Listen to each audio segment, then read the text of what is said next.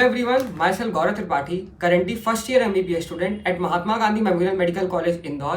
तो जैसा कि अब आप सभी जानते हैं कि नीट में 12 से 13 दिन बचे हैं। मैंने अपने नीट 2024 में 688 मार्क्स स्कोर किए थे।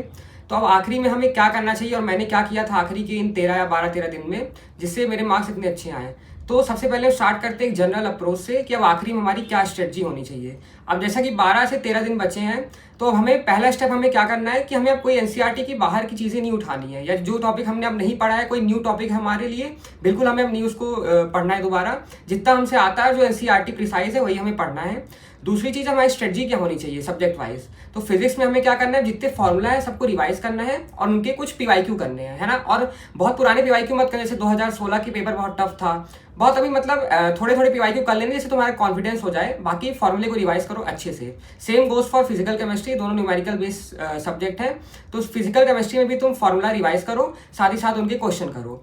अब बात करते हैं ऑर्गेनिक केमिस्ट्री की। तो ऑर्गेनिक में तुम्हें एनसीईआरटी करनी है, जो एनसीईआरटी के अंदर एग्जाम्पल क्वेश्चन है, इंटेक्स्ट क्वेश्चन है, उनको अच्छे से करो। इंपॉर्टेंट स्टेटमेंट जो तुमने अंडरलाइन किए थे उनको पढ़ लो एक बार, असर्शन रीजन क्वेश्चन के लिए, स्टेटमेंट क्वेश्चन के लिए। बाकी एनसीईआरटी पढ़ लो एक बार, सारे नेम रिएक्शन अच्छे से कर लेना। इनऑर्गेनिक में मैं बोलूंगा शॉर्ट नोट्स अपने जो तुमने बनाए होंगे वो अच्छे से कर लो, और जो एक्सेप्शन है उनको एक बार अच्छे से देख लेना, याद कर लेना। कोऑर्डिनेशन वाला जो चैप्टर है उसको एक बार अच्छे से कर लेना, उससे अच्छे क्वेश्चन आते हैं। एक बार मतलब शॉर्ट नोट से रिवाइज कर लोगे तो काम हो जाएगा। तो ये था हमारा जनरल अप्रोच। जैसा कि मैंने शुरू में भी कहा कि स्टार्टिंग की जो एनसीईआरटी की बाहर चीज़ें हमें नहीं पढ़नी है, साथ ही साथ जो अभी नई चीज़ें ऐड हुई हैं सिलेबस में, जैसे कुछ फैमिलीज वगैरह ऐड हुई होंगी, कुछ प्रैक्टिकल केमिस्ट्री है, ठीक है। तो ये सब चीज़ों को ऊपर से अगर तुमने देखा होगा तो अब तो एक बार थोड़ा बहुत रिवाइज कर लेना। बाकी अगर नहीं पढ़ा एक बार तो मत पढ़ना, मैं बोलूँगा। अगर एक क्वेश्चन आया भी तो छोड़ देना, कोई बड़ी बात नहीं है। बाकी अब जो टेस्ट दे रहे हो तुम अभी, तो मैं तो ये बोलूंगा कि 4-5 दिन पहले टेस्ट देना बंद कर देना फिलहाल। अगर तुमको देना भी है टेस्ट तो ऐसे टेस्ट देना जो कि एकदम एनसीईआरटी क्वेश्चन हो उसमें और नीट के बाहर बिल्कुल न रहे।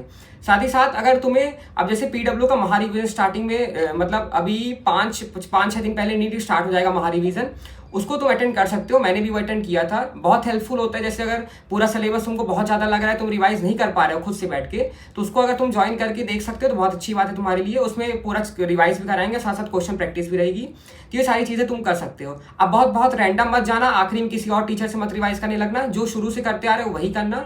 एनसीईआरटी बेस्ड चीज़ें पढ़ना, है ना। और कोई ऐसे टेस्ट मत देना जिसमें बाहर की चीज़ें हो। और हाँ, कभी कभी ये भी रहता है कि इस बीच क्या रहता है, आखिरी का टाइम है तो डिप्रेशन आएगा, डीमोटिवेट सा फील होगा, तो ऐसा मत आने दो। अपने पर कॉन्फिडेंस रखो बिल्कुल, और जितने दिन बचे उसको यूटिलाइज करने का कोशिश करो। डीमोटिवेट करके तुम अपने आगे के दिन भी खराब करोगे। साथ ही साथ मैं ये बोलना चाहूँगा कि टेस्ट सीरीज वाला तो हमारा पॉइंट हो ही गया।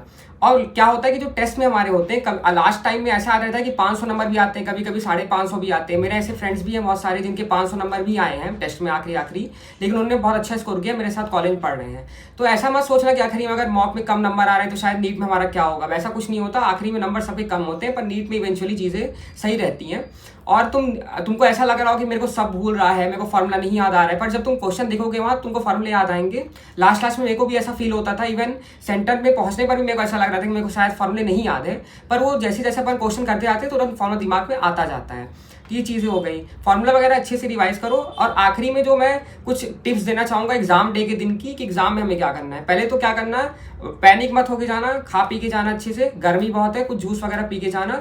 साथ ही साथ सेंटर पे 1-2 घंटे पहले पहुंच जाना, क्योंकि धूप का समय है ना, और कोई हमें वो नहीं सीन क्रिएट नहीं करना कि कुछ लेट वेट हो जाए, दिक्कत हो जाए, उससे तुम्हारा दिमाग खराब हो। सेंटर पे जल्दी पहुंचना और धूप से बिल्कुल बचना, है ना। और अपने साथ जो भी डॉक्यूमेंट्स वगैरह हैं जो बोला गया एनटीए द्वारा उसको लेके जाना, और आराम से बैठ के वहाँ अपना थोड़ा बहुत बात करना या सो जाना, थोड़ा बहुत आराम करना, और पेपर जैसे है उसको स्टार्ट करना। पैनिक मत करना, जैसे तुमने अभी तक अटेम्प्ट किए सारे टेस्ट में पेपर उसी तरीके से अटेम्प्ट करना, कोई नई स्ट्रेटजी मत लगाना उसमें, और आराम से करना अच्छे से, पैनिक मत करना। तो ये सारी स्ट्रेटजी थी। अगर अभी भी किसी को डाउट हो रहा हो कुछ स्पेसिफिक, मैंने इन जनरल डाउट आता है सबका वो कवर कर दिया मैंने। लास्ट में समराइज मैं ऐसे ही करूंगा। पहली चीज़ जो मैंने जनरल अप्रोच बताया वो करो, ठीक है। उसके बाद एनसीईआरटी से बाहर चीज़ें मत पढ़ो, न्यूली एडेड चीज़ मत पढ़ो, और टेस्ट ऐसे दो जो कि तुम्हारे लेवल पे हो। और पीडब्ल्यू का महा रिवीजन अटेंड कर सकते हो तो कर लो, बहुत बेनिफिशियल होगा तुम्हारे लिए। उसमें क्वेश्चन भी कराए जाएंगे जो कि सिमिलर रहेंगे नीट पैटर्न से। कई क्वेश्चन तो मुझे याद है कि सेम एज इट इज उठ के आ गए थे। तो सारे ये सब अटेंड करो, और लास्ट मोमेंट पर अपना कॉन्फिडेंस मत लूज होने देना।